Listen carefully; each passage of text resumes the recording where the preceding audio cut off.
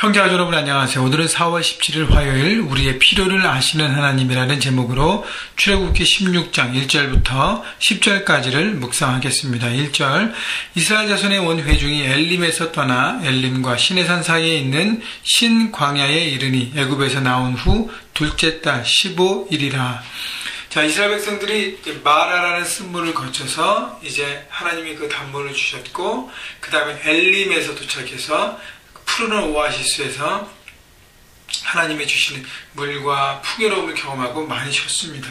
그리고 나서 엘림에서 떠나서 이제 엘림과 시내산 사이 중간에 있는 신광야에 이르게 됩니다. 자, 그때가 됐을 때 성경이 기록하기를 출애굽한 지, 이제 애굽에서 나온 지 둘째 달 15일, 45일이 됐다는 것입니다. 자, 45일이 됐다는 것은 자, 이제 애굽의 노예이라는 신분에서 이제 하나님의 백성으로 자유함을 얻은 지 45일이 됐어요. 45일 동안 하나님의 불기둥과 구름기둥의 인도를 받았고 홍해를 거쳤고 마라를 거쳤고 엘림을 경험했습니다. 그렇다면 하나님과 더불어 살았던 45일이라는 시간, 6주 반이나 되는데 여러분 보통 6주 반 정도가 하나님과의 시간을 보내면 체질이 분명히 개선되기 시작합니다. 여러분 한국의 군대도요 이렇게 처음에 6주 기초 군사훈련합니다. 6주라는 시간이 아마 그런 것 같아요. 그래서 한 40일 남짓 그 6주라는 시간을 거치면 이제 기본적으로 군인이라는 이 체질이 바뀌어지는 것이죠. 그래서 이제 6주 후에 본 자대로 배치를 자기 이제 그 스페셜티에 따라서 이게 다 분류가 돼서 자기 이제 부대로 가게 되는데 훈련소를 떠나서요. 자, 그 의미는 뭐냐면 6주라는 시간을 통해서 기본적인 군인이라는 체질로 삶의 모습이 바뀌어갈 수 있다는 것입니다. 여러분 45일 동안 하나님이 출애굽해서 이스라엘 백성들을 광야로 이끄셔서 하나님의 철저한 인도를 매일매일 경험하며 살았던 이스라엘 민족. 자, 그런데 2절 보십시오. 이스라엘 자손 온 회중이 그 광야에서 모세와 아론을 원망하여.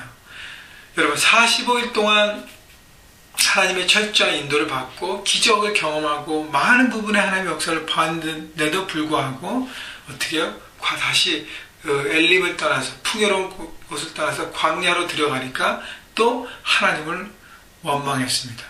물론 이제 모세와 아론은 원망했지만 나중에 보겠지만 결국 하나님이 세운 사람을 원망하는 것은 결국 하나님을 원망하게 되는 것이죠. 3절 이스라엘 자손이 그들에게 이르되 우리가 애굽 땅에서 고기 감아 곁에 앉아 있었던 때와 떡을 배불리 먹었던 때에 여호와의 손에 죽었더라면 좋았을 것을 너희가 이 광야로 우리를 인도해내어 이 온 회중이 주려 죽는 게 하는도다. 결국은 뭡니까?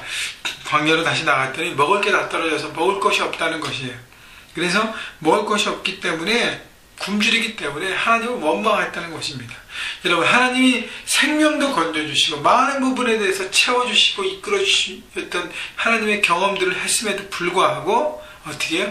눈에 보이는 먹을 것이 없다고 하나님을 불평하기 시작했다는 것이죠. 모세와 아론을 불평하면서 그러면서 얘기하기를 애굽 땅에서 먹었던 그 고기가마의 그 시간들, 떡을 배불리 먹었던 시간들 시대적으로 그랬나요? 아니에요.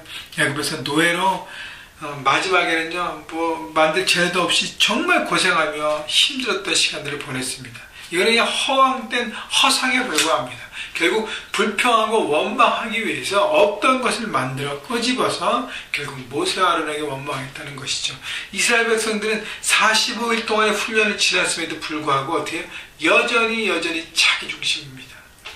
나를 바꾸고 하나님 중심으로 변하고 하나님의 그 뜻 간에 그것을 변화시키려고 노력하고 그것을 애써야 됨에도 불구하고 여전히 어린아이와 같은 자기중심의 신앙생활이 있어서 없으면 원망하고 불평하는 떼쟁이 어린아이 모습으로 이스라엘 백성들은 여전히 있었다는 것입니다.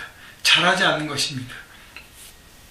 그런 여러분 상황들을 바라보시면서 여러분 우리가 하나님 앞에 훈련받고 말씀 묵상으로 기도로 예배로 여러 가지로 하나님의 체험과 공급을 경험했을 때 여러분 우리는 점점 나 중심이 아니라 하나님 중심으로 바뀌어서 어린아이 같은 신앙이 아니라 성숙한, 나만 보고 나 중심으로 모든 걸 불평하는 것이 아니라 하나님의 관점에서 보는 삶의 시각, 성숙한 시각을 우리는 배워야 할 것입니다. 4절, 그때에 그들이 원망할 때에 여호와께서 모세에게 이르시되 보라, 내가 너희를 위하여 하늘에서 양식을 비같이 내리리니 백성이 나가서 일용할 것을 날마다 거둘 것이라. 이같이 하여 그들이 내 율법을 준행하나 아니하나 내가 시험하리라.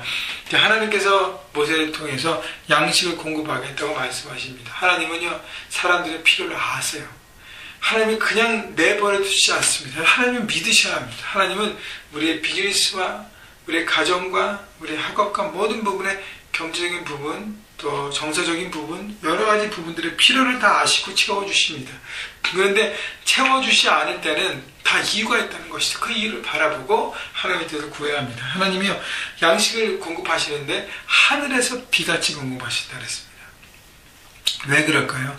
양식을 하늘에서 내려온다는 것은 하나님의 공급을 경험하라는 것이에요. 그리고 또 특징은 뭐냐면 매일매일 하나님이 채워주신다고 말씀하십니다.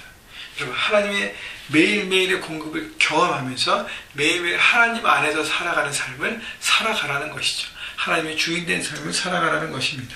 그래서 날마다 거둘 것은, 우리에게 필요한 것은 뭐냐면 성실함으로 매일매일 양식을 거두러 나가는 우리의 액션이 필요합니다. 하나님께서 입에 떠넣어서 다 먹여주지 않는 거예요. 하나님은 공급하시고 우리는 믿음으로 나가서 그것을 취해서 결국은 우리를 위해서 그것을 체험받고 그 다음에 매일매일 하나님의 뜻 안에 있으면 살아가라는 것이죠. 그렇기 때문에 성실함과 부지런함, 하나님은 그것을 가르치는 것이에요. 말씀을 듣고 매일매일 하는 것인가. 또요, 5절, 여섯째 달에는 그들이 그 거둔 것을 준비할지니 날마다 거두었던 것에 갑절이 되리라. 자, 7일째는 하나님이 공급을 안 하셨습니다. 왜냐하면 안식하시기 때문에. 안식이 모두가 쉬어야 되기 때문에. 그래서 6일째는 2배를 공급하셔서 사람들은 그것을 세이브해 놓고 7일째는 쉬면서 안식을 누리면서 그리고 그것을 공급받은 것을 먹고 살았다는 것입니다. 여러분, 하나님의 이런 삶의 시스템을 바라보고 여러분 주일 중심으로 살아가는 것을 다시 한번 생각해 보시고, 또 그렇게 내가 정말 한 주간 내 주일을 중심으로 하나님과 관계 중심으로 살아가고 있는지를 돌이키시고 돌아보시는 여러분 모두가 되기를 바랍니다. 6절, 모세 아론이 온 이스라엘 자손에게 이르되 저녁이 되면 너희가 여호와께서 너희를 애굽 땅에서 인도하여 내셨음을 알 것이요 아침에는 너희가 여호와의 영광을 보리니 이는 여호와께서 너희가 자기를 향하여 원망함을 들으셨음이라. 우리가 누구기에 너희가 우리에 대하여 원망하느냐. 자, 그래서 8절에 보면 모세가 또 이르되 여호와께서 저녁에는 너희에게 고기를 주어 먹이시고 아침에는 떡으로 배불리시니 라고 말씀하십니다. 그래서 6절과 7절과 연결되는데, 저녁에 하나님 앞에 인도하셨음을, 하나님께서 우리를 인도하심을 양식 공급을 통해서 생각하고, 또 아침에는 하나님의 영광을 바라보는 것이죠. 그래서 저녁에는 하나님이 고기로, 아침에는 떡으로 다양한 메뉴로 공급하십니다. 다시 얘기하면 하나님의 공급하심 풍성하고 다양하다는 것이에요. 너무 우리는 요것만 필요합니다. 그러나 하나님은 전체를 보시고 우리에게 풍성함으로 채워주십니다. 여러분, 풍성한 하나님의 공급하심을 경험하십시오. 하나님께서 이미 공급하고 계십니다. 눈을 열으십시오. 마음을 여십시오. 그러면 하나님의 공급하심을 깨닫고 매일매일 아침과 저녁으로 하나님을 경험하게 되는 것입니다. 여러분, 우리가 매일매일 일용할 양식을 먹으면서도 하나님의 은혜 가운데 정말 감사 기도를 드리셔야 되고요. 이렇게 매일매일 아침 묵상, 이 떡으로만 살 수 없다 그랬잖아요, 우리가. 그죠? 그래서 영혼의 양식을 우리가 먹으면서 매일매일 앞에 감사하는 것이, 하나님 오늘도 귀한 말씀을 주시고 내 삶의 방향을 주시면 감사합니다. 그래서 말씀 묵상을 여러분 기뻐하셔야 합니다. 8절 중반에 이는 여호와께서 자기를 향하여 너희가 원망하는 그 말을 들으셨습니다. 우리가 누구냐 너희의 원망은 우리를 향함이 아니요 여호와를 향하여 함이로다. 자, 우리가 사람에 대한 원망은 사람에 대한 원망이 아니로 끝나는 것이 아니라 그 사람을 세우신 하나님에 대한 원망이에요. 가정에서, 직장에서, 학교에서 마찬가지예요. 내 위에 있는 리더십에 대한 내 원망은 리더십을 세운 하나님에 대한 원망인 것입니다. 원망과 불평이 아니라 건전한 대화로, 건강한 대화로 풀어가시고 하나님의 뜻이 무엇인지 함께 나누면서 사랑과 축복 가운데 해결해야 하는 것입니다. 그래서 원망과 불평을 여러분 버리셔야 합니다. 삶 가운데 마지막 9절과 10절. 모세가 또 아론에게 이르되 이스라엘 자손의 온 회중에게 말하기를 여호와께 가까이 나오라. 여호와께서 너희의 원망함을 들으셨으니라 하라. 아론이 이스라엘 자손의 온 회중에게 말하며 그들이 광야를 바라보니 여호와의 영광이 구름 속에서 나타나더라. 자, 모세가 또 아론에게 이르되 이스라엘 자손 온 회중에게 말하기를 모세가 아론과 이스라엘 백성들에게 뭐라 그래요? 여호와께 가까이 나오라. 자, 모세는요, 하나님과 가까이함, 하나님과의 만남과 하나님과의 교제를 이스라엘 백성이 더 풍성히 갖기를 원했어요. 왜냐하면 하나님을 잘 모르고 깨닫지 못하니까 자꾸 원망과 불평에 어린아이 같은 신앙을 하기 때문에 하나님의 공급 중요합니다. 그러나 모세가 바라보기를 하나님과의 1대1의 만남이 너무너무 중요하구나. 그래서 여호와 앞에 가까이 나오라 그랬습니다. 여러분, 나오라고 권면합니다.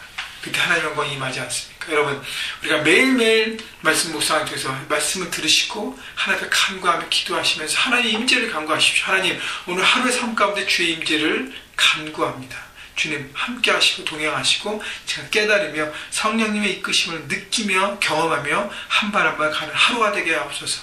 매일매일 바라볼 때 하나님을 깨닫고 경험할 때 우리의 삶에 하나님의 임재가 임하고 또 하나님의 나라가 임하게 되는 것입니다. 여러분, 그 모든 것이 되면요, 나머지는 덤으로 주세요. 그래서 여러분, 어린아이 같은 신앙이 아니라 성숙한 하나님의 마음과 하나님의 생각을 바라보는 신앙으로 오늘도 기본적인 것을 뛰어넘어서 하나님과 동행함으로 하나님께서 채우심을 경험하고 하나님의 세밀한 사랑의 공급과 피로들을 채우심을 바라보고 여러분 그렇게 누리시는 여러분 모두가 되시기를 주님의 이름으로 축원합니다.